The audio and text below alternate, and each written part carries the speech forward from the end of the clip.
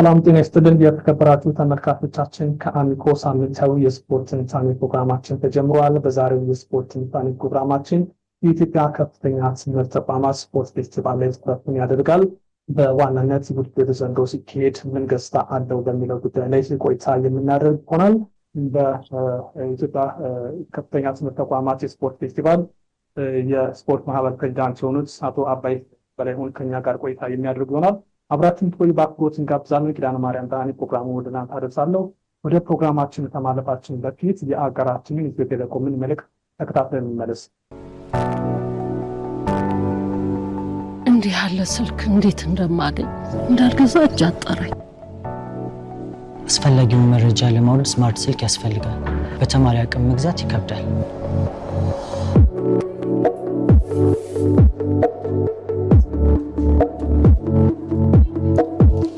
ስማርት ስልክ ሁሉን ያቀላል። አቅም ከሌለ ምን ያደርጋል? ችግሩ በቴሌብር ተፈቷል። በደንበኝነቱና አጠቃቀሙ መሰረት በረጅም ጊዜ ክፍያ ሽያጩ ተመቻችቷል። ከእርሶ የሚጠበቀው በቴሌብር ሱፐር አፕ ወይም ኮከብ 127 መሰላል ዲቫይስ ፋይናንሲንግን መርጠው መመዝገብና ወደ ኢትዮ ቴሌኮም አገልግሎት መስጫ ማዕከላት ጎራ ብለው የሚወስዱትን ስማርትፎን መምረጥ ነው። ለክፍያው አያስቡ። እንደ ምርጫው በ6 ወይም በ12 ወራት ክፍያ ቀስ ብለው በወር ከ959 ብር ጀምሮ በስልኩ እየተጠቀሙ ይከፍላሉ። ሳምሰንግ ጋላክሲ A26፣ ሳምሰንግ ጋላክሲ A16፣ ZTE A34፣ ZTE ብሌድ፣ ቴክኖ ፖፕ 10፣ አይቴል A50 በረጅም ጊዜ ክፍያ የስማርት ስልክ ባለቤትነት በኢትዮ ቴሌኮም፣ ሲንቄ ባንክና አዋሽ ባንክ አጋርነት።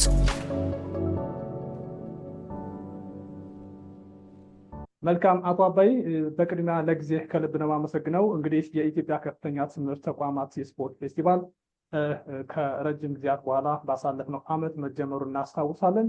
እንዲያው የኢትዮጵያ የከፍተኛ ትምህርት ተቋማት ስፖርት ፌስቲቫል ባለፉት ዓመታት ሲከናወን የነበረው ገጽታ ምን ነበረ? ከረጅም ጊዜያት በኋላ ነውና ባለፈው ዓመት የተከናወነውና እስኪ የተወሰኑ ትውስታዎች እናንሳና ወደ ዘንድሮ ውድድር እናልፋለን። አመሰግናለሁ። በዚህ ጉዳይ ላይ አስተያየት እንድሰጥ ስላጋበዛችሁኝ በኢትዮጵያ ዩኒቨርሲቲዎች ስፖርት ማህበር ስም አመሰግናለሁ። የኢትዮጵያ ዩኒቨርሲቲዎች ስፖርት ማህበር እንግዲህ ከ1999 ዓ.ም ጀምሮ እንደ አዲስ ተቋቁሞ የዩኒቨርሲቲ ተማሪዎች በየዓመቱ እየተገናኙ የስፖርት ፌስቲቫል የሚያካሂዱበት ትልቅ ፕሮግራም ነው። ለመጀመሪያ ጊዜ በ2000 ዓ.ም በመቀሌ ዩኒቨርሲቲ አስተናጋጅነት ነበር የተካሄደው። ከዛ ወደ ጎንደር፣ ከዛ ወደ ሐዋሳ ዩኒቨርሲቲ፣ ከዛ ወደ ባህር ዳር፣ ከዛ አምቦ፣ ከዛ አርባ ምንጭ፣ ከዛ ሐረማያ፣ ከዛ አዳማ ብሎ በተከታታይ ለ8 ዓመታት ሳይቆራረጥ ተካሂዶ ነበር። ከ2008 ጀምሮ በተለያዩ ምክንያቶች ተቋርጦ እንደገና በ2017 ዓ.ም በ5 ስፖርት አይነቶች በአዲስ አበባ ሳይንስና ቴክኖሎጂ ዩኒቨርሲቲ አስተናጋጅነት መጀመሩ ይታወቃል። ነገር ግን አሁን በ2018 ዓ.ም በጅማ ዩኒቨርሲቲ አስተናጋጅነት በ15 ስፖርት አይነቶች በሁለቱም ጾታ ውድድራችንን ወይም ፌስቲቫላችንን ለማካሄድ የመጨረሻው ምዕራፍ ላይ እንገኛለን። እሁድ ጥር 17 ቀን ኦፊሻሊ ይከፈታል። በዚህም ከትናንትና ጀምሮ ተሳታፊዎች ከተለያየ አካባቢ ወደ ጅማ ዩኒቨርሲቲ በመግባት ላይ ይገኛሉ። እኔም በአጋጣሚ አሁን ያለው ጅማ ዩኒቨርሲቲ ነው። መልካም አቶ አባይ፣ ምናልባት የኢትዮጵያ ከፍተኛ ትምህርት ተቋማት ስፖርታዊ ፌስቲቫል በየዓመቱ መከናወኑ እንዲሁ እናንተ እንደ አወዳዳሪ አካል በተለይ አሁን ላይ ከአንድ ዓመት በኋላ እንዳግም መመለሱ ማለትም ከረጅም ጊዜያት ከተቋረጠ በኋላ አምና መጀመሩ ለእናንተ የተፈጠረው ስሜት ምን ይመስላል? ለዩኒቨርሲቲዎቻችንስ ለተማሪዎቻችንስ ምን ገጽታ አለው? ከስሜቱ እስኪ የተወሰነ ሀሳብ ያጋሩ ብዬ ነው። ምን መሰለህ እንግዲህ ስፖርት መቼም የአንድነት፣ የመሰባሰብ፣ የመቀራረቢያ ህግን የምታከብርበት፣ አካላዊ ብቃት የምታዳብርበት፣ አእምሯዊ ንቃትን የምታመጣበት ትልቅ መሳሪያ ነው። ለዚህ ደግሞ ዩኒቨርሲቲዎች ትኩረት ሰጥተው በጣም በርካታ ዩኒቨርሲቲዎች በዚህ ጉዳይ ትኩረት ሰጥተው እየሰሩ ነው። ይህንን ከግምት ውስጥ በማስገባት ደግሞ የዩኒቨርሲቲ ተማሪዎች ከግቢ ውስጥ ካላቸው የስፖርታዊ እንቅስቃሴ ባለፈ በሀገር አቀፍ ደረጃ በእንደዚህ አይነት ነገር ሲሳተፉ ቅድም ያልኳቸውን ጥቅሞች ከማግኘታቸውን ባለፈ በጣም በርካታ ልጆች በተተኪ ሆነው በአገር አቀፍ ደረጃ የተለያዩ ብሔራዊ ቡድን ውስጥ በተለያዩ ስፖርቶች ብሔራዊ ቡድን ውስጥ እየተሳተፉ ሀገራቸውን እያገለገሉ ይገኛሉ እና በተለያየ ምክንያት ስንል ሀገራችን ላይ በተፈጠረ የጸጥታ ችግር በኮቪድ ምክንያት በእነዚህ ምክንያቶች ትምህርቶች ሲስተጓጎሉ የዩኒቨርሲቲ ካላንደር ተመሳሳይ አልሆን ሲል አማራጭ የለም። የዩኒቨርሲቲ ተማሪዎችን በአንድ ቦታ ላይ አምጥተን ለማሰባሰብ ችግር እየሆነ ስለመጣ ውድድሩ ተቋረጠ። ያ በጣም ይቆጨን ነበር። ምክንያቱም ይሄ ፌስቲቫል መኖሩ ምናልባት አንተ አሁን ያለህበት ከተማ ባህር ዳር ዩኒቨርሲቲ ያን የመሰለ የስፖርት ማዘውተሪያ ስፍራ እንዲኖረው ትልቁ ምክንያት ይሄ ፌስቲቫል ዩኒቨርሲቲዎች ተማሪዎቻቸውን በሚያቆዩበት ሰዓት ከ10 ሺህ እስከ 30 ሺህ ተማሪ በአንድ ዩኒቨርሲቲ ሊኖር ይችላል። ያ ሁሉ ማህበረሰብ ስፖርት እንቅስቃሴ ውስጥ ሊሳተፍ ይገባል። አንድ ማህበረሰብ ነው። ለዛ ደግሞ ስፖርት ማዘውተሪያ መገንባት አለበት። እነዚህ ስፖርት ማዘውተሪያ ግንባታዎች አሁን በዩኒቨርሲቲ ውስጥ በጣም ተቀዛቅዟል። ለመቀዛቀዙ አንዱ ምክንያት የፌስቲቫሉ አለመኖር ነው። ስለዚህ ፌስቲቫሉ እየተጠናከረ ሲሄድ የግድ ፌስቲቫሉን ለማካሄድ ስፖርት ማዘውተሪያ ስለሚያስፈልግ ዩኒቨርሲቲዎቻችን ትኩረት አድርገው እዛ ላይ የመስራት እድል ያገኛሉ። ከዛ ውጭ ግን ሰላም ሲኖር ብዙ እንቅስቃሴዎች ውጤታማ ይሆናሉ እና በዛ ሰላም ባለመኖር ምክንያት ተቋርጦ የነበረው እንደገና አሁን ወደዚህ በመመለሱ ስፖርት ለሰላም፣ ስፖርት ለፍቅር፣ ስፖርት ለአንድነት፣ ስፖርት ለወዳጅነት የሚለውን ነገር ለማሳየት ትልቅ እድል የሚሰጥ ነው። እኛም ደግሞ እንደ ማህበር አመታዊ ድግስ ነው የምንደግሰው። እነዚህን አመታዊ ድግሶች ለመደገፍ ብዙ ውጣ ውረዶች፣ ብዙ ደስ የሚሉ መስዋዕትነቶች ልንከፍል እንችላለን። ምክንያቱም ደስ የሚሉ ያልኩበት ምክንያት ያው ውጤቱ ጥሩ ስለሚሆን ማለት ነው። ተማሪዎች አንድ ላይ ተሰባስበው ከተለያየ ቦታ መጥተው አንድ ላይ ከትመው ለምሳሌ የደብረ ታቦር ዩኒቨርሲቲ ተማሪዎች እዚህ ጅማ ሲመጡ የደብረ ታቦር አካባቢ ልጆች ብቻ ላይሆኑ ይችላሉ። ከተለያየ አካባቢ የመጡ ናቸው ደብረ ታቦር ዩኒቨርሲቲ ያሉት። ስለዚህ እነሱ ደብረ ታቦርን ወደው የደብረ ታቦርን አለባበስ፣ የደብረ ታቦርን ባህል፣ የደብረ ታቦር አካባቢን አጨፋፈር እዚህ ላለው ማህበረሰብ ከስፖርቱ ጎን ለጎን ማስተዋወቅ ማለት ይሄ እንግዲህ አንድነታችንን ለማጠናከር የባለቤትነት ስሜት እንዲኖረን ለማድረግ ትልቅ አስተዋጽኦ የሚፈጥር መድረክ ስለሆነ ይሄ መድረክ በመመለሱ እኛ በጣም ደስተኞች ነን። መልካም። ከዚህ ጋር በተያያዘ እንግዲህ የስፖርት ፌስቲቫል በጅማ ላይ እንግዲህ ለ2 ሳምንታት ቀጣይ ይከናወናል ተብሎ ይጠበቃል እና እንደው የውድድሩን ዓላማ የተወሰነ ሀሳብ ለማንሳት ሞክረዋል እና በዋናነት ጅማ ላይ ምን ዓላማዎችን ይዛችሁ ተነሳችሁ? አንድ ላይ ስለምንጠቅሳቸው ነገሮች ካሉ ብዬ ነው። ከዛም ባሻገር ምን ያህል ዩኒቨርሲቲዎች ተሳታፊ ናቸው? ስፖርተኞች በተመሳሳይ ምን ያህል ስፖርተኞች በምን ያህል የስፖርት አይነት ይሳተፋሉ የሚለውን ደግሞ ለተመልካቾቻችን እስኪ ግልጽ እናድርገው። መልካም። ዓላማው እንደሌላው ጊዜ ሁሉ አንድነትን፣ ፍቅርን፣ ሰላምን፣ ወዳጅነትን በህብረ ብሔራዊ አንድነት አብሮ መኖርን ምልክት አድርገን የምናሳይበት ነው። ከዛ ደግሞ ከስፖርት የሚገኙ ጥቅሞች አሉ። ተተኪ ስፖርተኞች እናፈራለን። በጣም በርካታ ከዚህ ጎን ለጎን ደግሞ የሚገርም ስፖርቱን ለመምራት ተብሎ በጣም በርካታ ልጆች አሁን የበጎ ፈቃደኝነት ስልጠና ወስደው በጎ ፈቃደኝነት ምንድን ነው፣ በበጎ ፈቃድ ህብረተሰብን ማህበረሰብ ማገልገል ምንድን ነው የሚለውንም ነገር ለማስኬድ ትልቅ እድል የሚፈጥር ነው። ከዛ ጋር ተያይዞ አሁን ለምሳሌ ጅማ ዩኒቨርሲቲ ለሚሳተፉ ልኡካን ወደ 300 የሚሆኑ በጎ ፈቃደኞች በኢትዮጵያ ኦሎምፒክ ኮሚቴ አማካኝነት ስልጠና እንዲሰጥ አድርገናል። ይሄም አንዱ ዓላማውን የመታ ነው። ከስፖርት ፌስቲቫሉ ጎን ለጎን የሪሰርች ኮንፈረንስ ይኖረናል። እዛም ላይ በተለያዩ ርዕሶች ላይ የስፖርት ማህበረሰቡ ሊወያይበት የሚችል ርዕሶች ይዘን እንቀርባለን።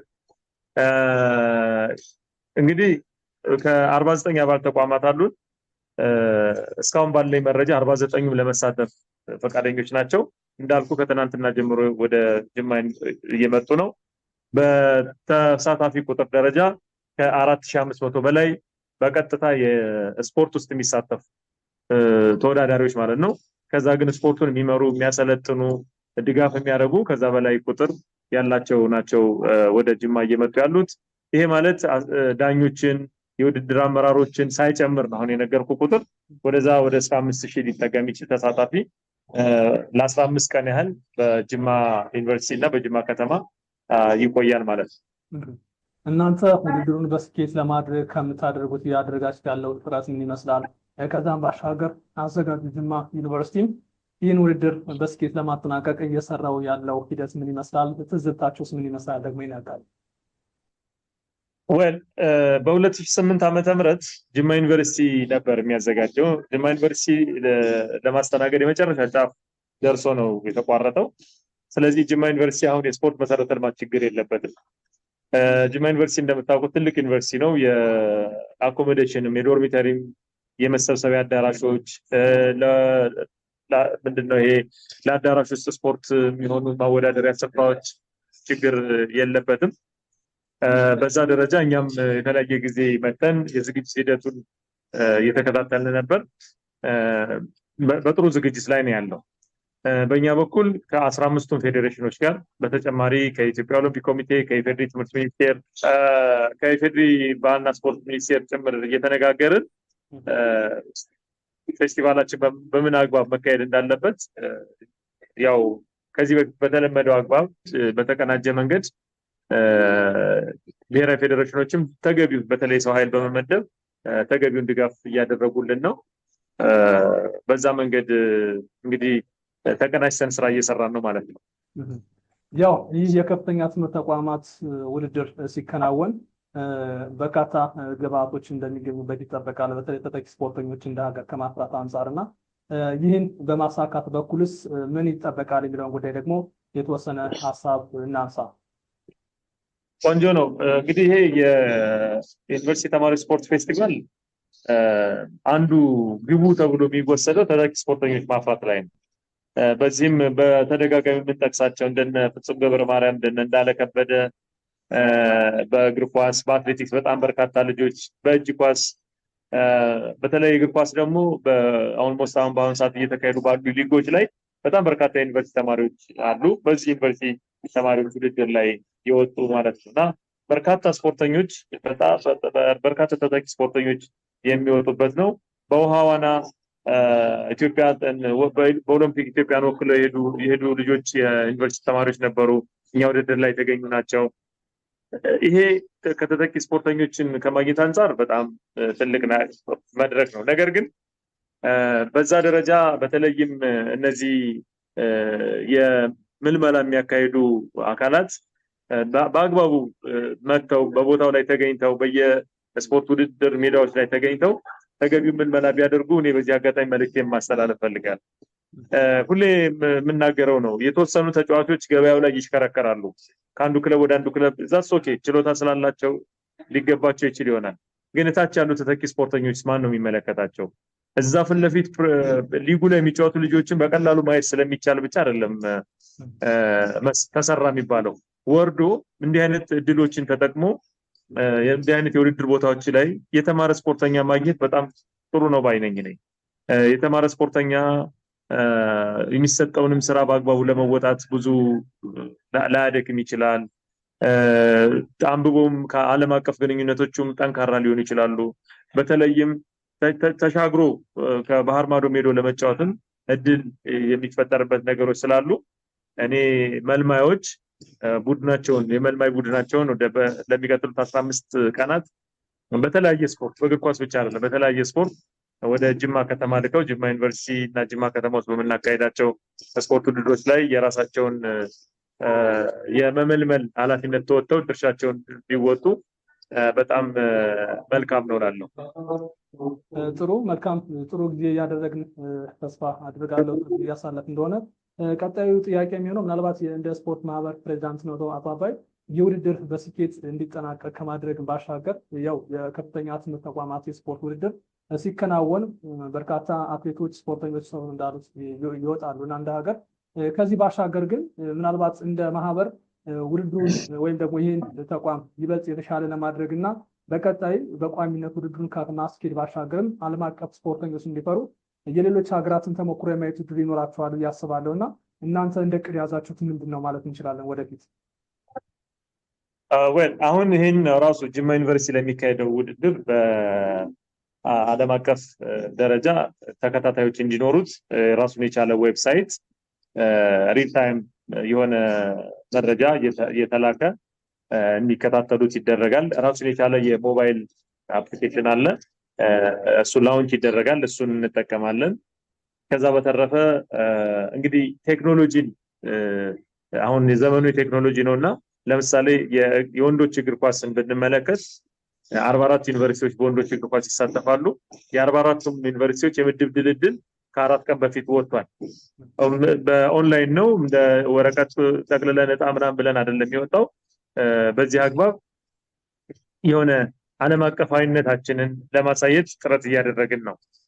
እንዳልኩ የሚካሄዱትን ውድድሮችም በተወሰነ በላይቭ ስትሪሚንግ የሚታዩበት ሁኔታ አለ። ክሬት የተደረገውም አፕሊኬሽን ከዓለም ጋር ያገናኘናል ብለናል። ይህንን ከጅማ ዩኒቨርሲቲ ጋር በጋራ የሰራነው ነው። ከዚህ ጋር ተያይዞ የአፍሪካ ዩኒቨርሲቲዎች ስፖርት ፌዴሬሽን እና የዓለም ዩኒቨርሲቲዎች ስፖርት ፌዴሬሽን አባል ነን። አሁን በመክፈቻው ወይም በመዝጊያው ላይ የኢንተርናሽናል ዩኒቨርሲቲ ስፖርት ፌዴሬሽን ምክትል ፕሬዚደንት በአካል ተገኝተው ይከታተላሉ። ከዓለም አቀፍ ጥሩ ግንኙነት ነው ያለን ከዓለም አቀፎቹ ጋር፣ ከአህጉር አቀፉም ጋር የበለጠ ለማጠናከር ደግሞ እድል ይሰጠናል ብለን እናስባለን። እነሱ በአካል ተገኝቶ መከታተል ያው በአካል ለመገኘትና ለመከታተል ፈቃደኛ መሆናቸው የሚያሳየው ከኛ ጋር ያላቸው መልካም ግንኙነት ነው።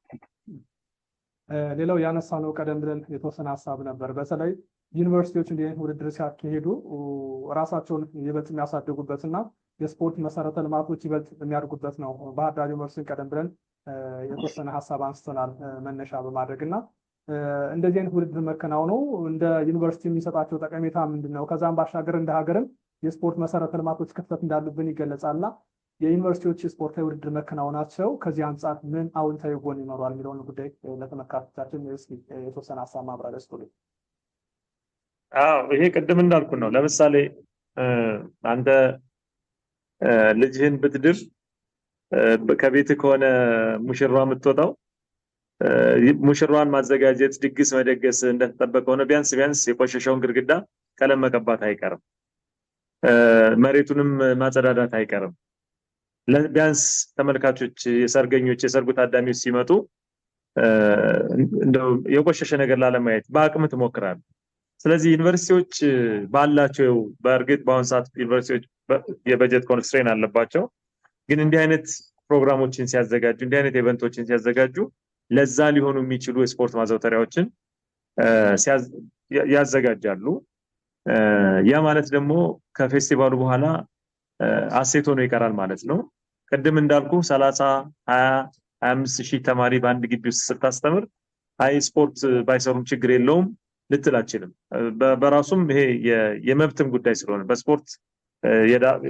በስፖርት ውስጥ መሳተፍ አንዱም የመብት ጉዳይ ስለሆነ ለማህበረሰቡ ማለት ነው።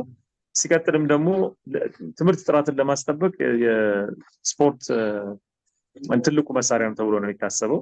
በአካል የዳበረ አካላዊ ጤና የሆነ የተሻለ አእምሮ የተሻለ ማገናዘብ የሚችል ራሱን የቻለ በተረጋጋ መንፈስ ያነበበው የሚገባው አዲስ ሀሳብ ሊያፈልቅ የሚችል ወጣት ለመፍጠር ትልቅ አስተዋጽኦ ያደርጋል።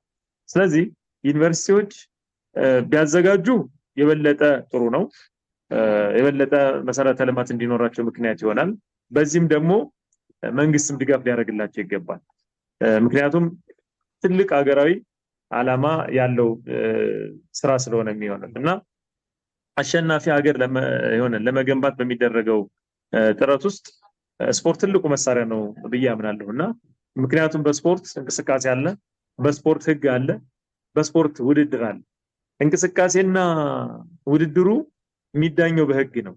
ህግ የሚያውቅ ስርዓት የሚያውቅ ማሸነፍንም መሸነፍንም በአግባቡ የሚወስድ የሚቀበል ትውልድ ማግኘት ትልቅ ነገር ነው። አይ ዛሬ በዚህ ጉዳይ ብሸነፍ ነገ ደግሞ አሻሽዬ መጥቼ አሸነፋለሁ የሚል ትውልድ የምትፈጥረው ስፖርትን የህብረተሰቡ አካል ስታደርግ። ስለዚህ ዩኒቨርሲቲዎች አሁን ጅማ ዩኒቨርሲቲ ይሄን በማስተናገዱ በጣም ብዙ ነገር ነው ያተረፈው። በእርግጠኝነት ብዙ ነገር አትርፏል። ማዘጋጀቱ ብቻ አይደለም፣ ዩኒቨርሲቲዎች ለዚህ ዝግጅት ብለው በየዩኒቨርሲቲያቸው ደግሞ የራሳቸውን ዝግጅት አድርገዋል። በዛ ምክንያት ራሱ ዩኒቨርሲቲዎች ብዙ ነገር ተጠቅመዋል። ምናልባት እኮ የተበላሹ ሜዳዎቻቸውን አስተካክለው ሊሆን ይችላል። ያልተገዙ የስፖርት መስሪያ መሳሪያዎችን ገዝተው ሊሆን ይችላል፣ ግድ ስለሆነ። ከዛ ግን ቀጥሎ የማህበረሰቡ ተጠቃሚ ለማህበረሰቡ ደግሞ ጥቅም ላይ የሚውሉትና ለዩኒቨርሲቲው ማህበረሰብ ማዘጋጀት ትልቅ ጠቀሜታ አለው ለማለት ፈልጌ ነው። ተመልካቾቻችን እየተከታተላችሁ የምትገኙት ሳምንታዊ የስፖርት ትንታኔ ፕሮግራማችን ነው። አሁን ደግሞ የአጋራችን ኢትዮ ቴሌኮም መልእክት ተከታትለን እንመለስ። እንዲህ ያለ ስልክ እንዴት እንደማገኝ እንዳልገዛ እጅ አጠረኝ። አስፈላጊውን መረጃ ለማውረድ ስማርት ስልክ ያስፈልጋል። በተማሪ አቅም መግዛት ይከብዳል።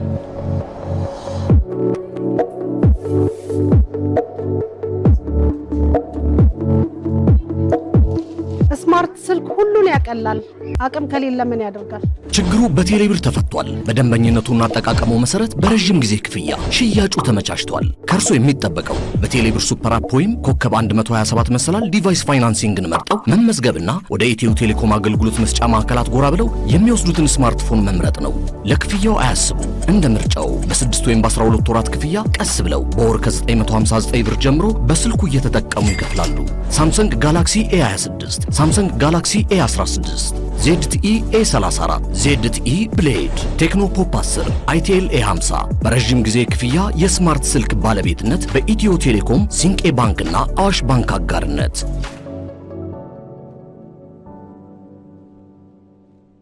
መልካም አቶ አባይ ውይይታችን እንቀጥል።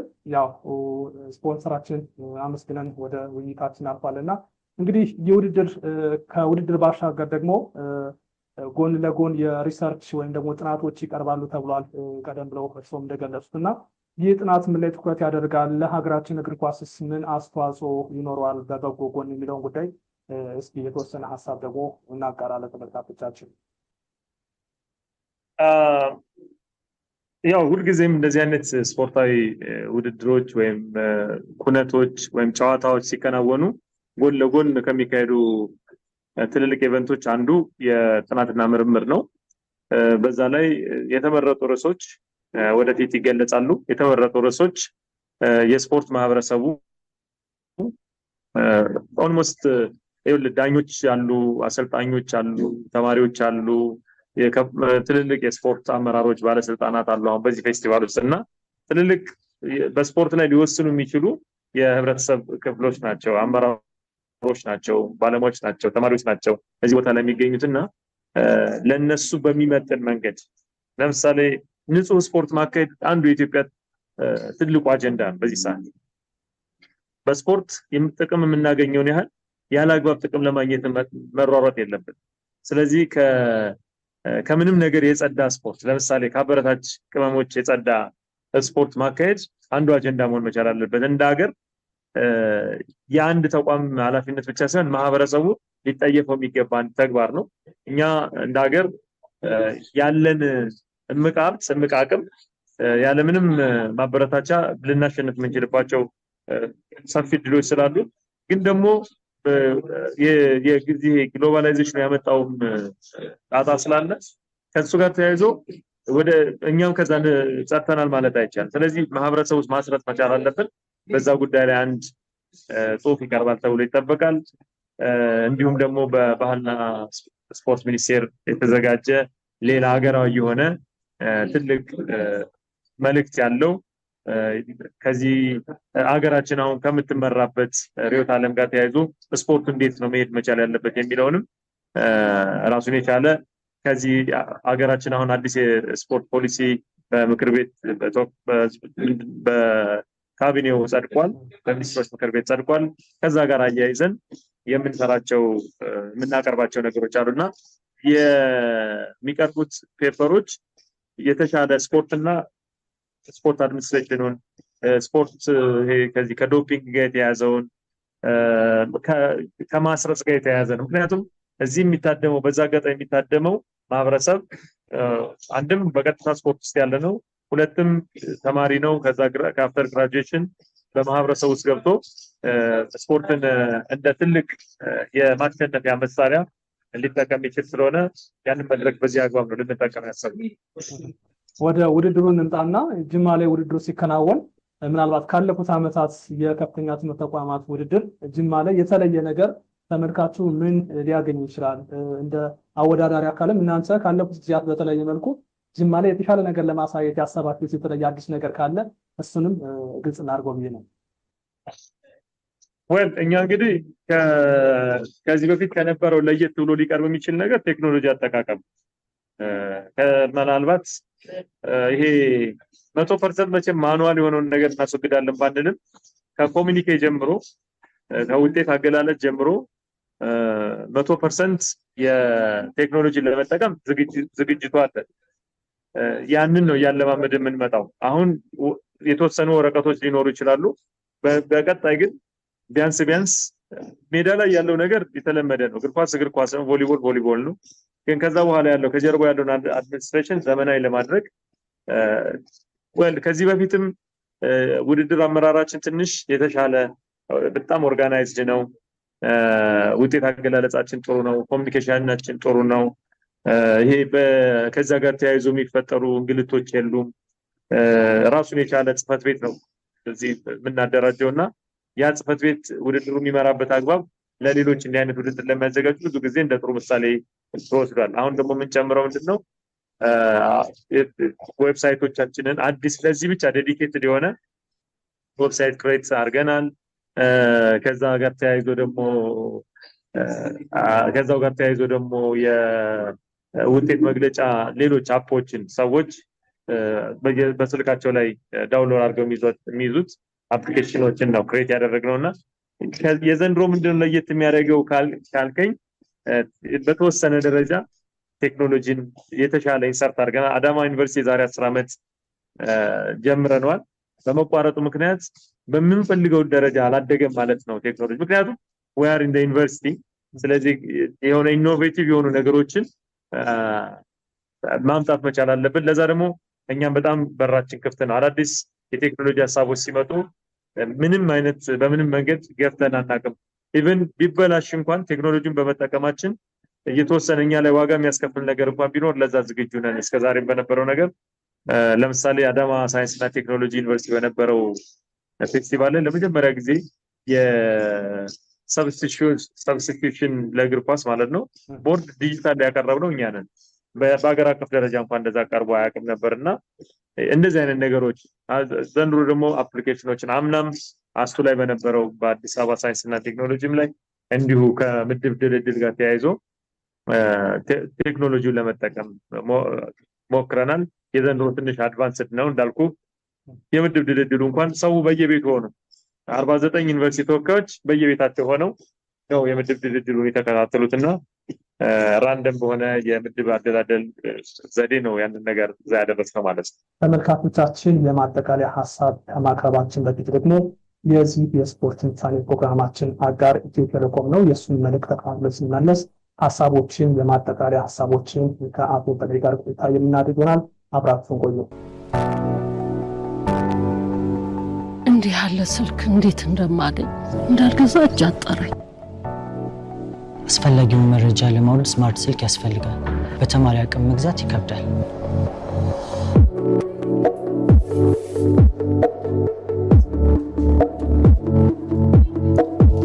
ስማርት ስልክ ሁሉን ያቀላል። አቅም ከሌለ ምን ያደርጋል? ችግሩ በቴሌብር ተፈቷል። በደንበኝነቱና አጠቃቀሙ መሰረት በረጅም ጊዜ ክፍያ ሽያጩ ተመቻችቷል። ከእርሶ የሚጠበቀው በቴሌብር ሱፐር አፕ ወይም ኮከብ 127 መሰላል ዲቫይስ ፋይናንሲንግን መርጠው መመዝገብና ወደ ኢትዮ ቴሌኮም አገልግሎት መስጫ ማዕከላት ጎራ ብለው የሚወስዱትን ስማርትፎን መምረጥ ነው። ለክፍያው አያስቡ። እንደ ምርጫው በ6 ወይም በ12 ወራት ክፍያ ቀስ ብለው በወር ከ959 ብር ጀምሮ በስልኩ እየተጠቀሙ ይከፍላሉ። ሳምሰንግ ጋላክሲ A26፣ ሳምሰንግ ጋላክሲ A16፣ ZTE A34፣ ZTE ብሌድ፣ ቴክኖ ፖፕ 10፣ አይቴል A50 በረጅም ጊዜ ክፍያ የስማርት ስልክ ባለቤትነት በኢትዮ ቴሌኮም፣ ሲንቄ ባንክና አዋሽ ባንክ አጋርነት።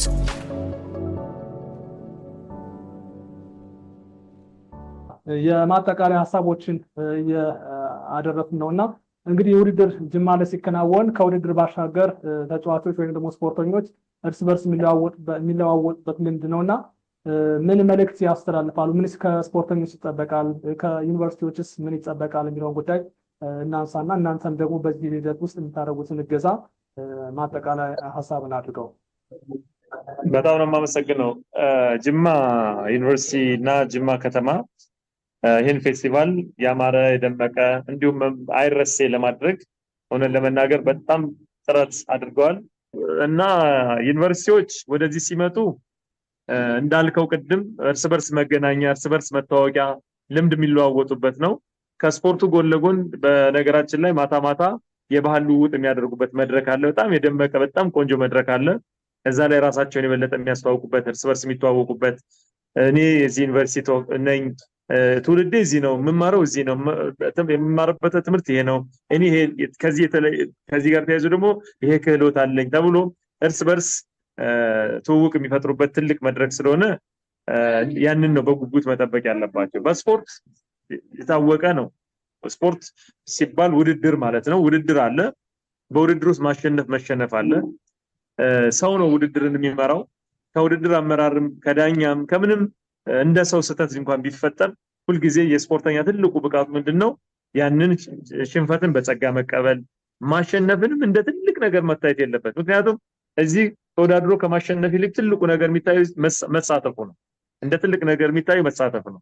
ስለዚህ እንኳንም እዚህ ታገኘው ከቻልኩ ደግሞ በጥሩ ስነ ምግባር በቆይቼ ዩኒቨርሲቲን በጥሩ ስም ማስነሳት መቻል አለብኝ ማለት መቻል አለባቸው አሰልጣኞችም ተወዳዳሪዎችም ማለት ነው። ይሄ ነው ትልቁ ነገር። በነገራችን ላይ ለመረጃ ያህል በዋንጫ ሳይዝ እኛ የምንሰጠው ዋንጫ ትልቁ በጣም እጅግ በጣም ትልቁ ዋንጫ የጸባይ ዋንጫ የሚባለው። ይሄንን የጸባይ ዋንጫ ለማሸነፍ ነው ሰው መጣር መቻል ያለበት። እግር ኳስም ለማሸነፍ መጫወት አለበት። ቮሊቦልም፣ አትሌቲክስም ዋቴቨር ስፖርት ለማሸነፍ መጣር አለበት።